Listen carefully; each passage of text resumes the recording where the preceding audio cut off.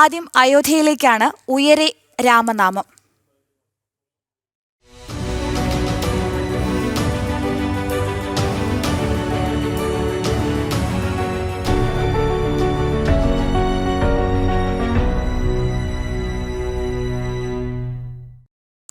അയോധ്യ വീണ്ടും ചരിത്ര നിമിഷത്തിന് സാക്ഷിയാകുകയാണ്. രാമജന്മഭൂമിയിലെ ശ്രീരാമക്ഷേത്രത്തിന്റെ ധ്വജസ്തംഭത്തിൽ ഇന്ന് ധർമ്മപതാക ഉയരും.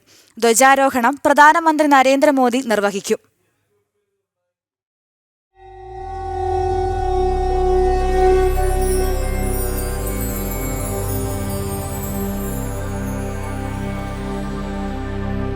ഭക്തർ നിറഞ്ഞൊഴുകുന്ന തെരുവുകൾ, ഭജനയും രാമമന്ത്രങ്ങളും ശംഖനാദവും മുഴങ്ങുന്ന അന്തരീക്ഷം, കാവ്യപതാകകളും അലങ്കാരങ്ങളും നിറഞ്ഞ തെരുവുകളും വീഥികളും.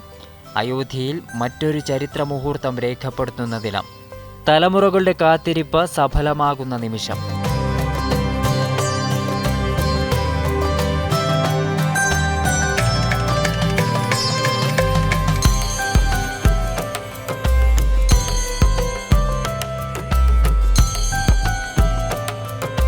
പതിനൊന്ന് 58-നും 1 മണിക്കും ഇടയിലുള്ള ശുഭമുഹൂർത്തത്തിൽ പ്രധാനമന്ത്രി നരേന്ദ്രമോദി ക്ഷേത്രഗോപുരത്തിന് മുകളിൽ ധ്വജമുയർത്തും.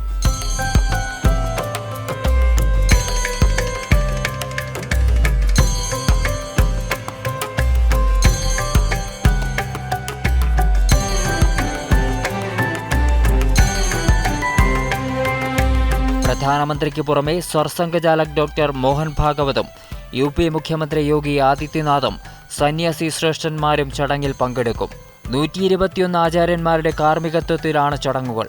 2024 പ്രാണപ്രതിഷ്ഠ നടത്തിയതും പ്രധാനമന്ത്രിയായിരുന്നു.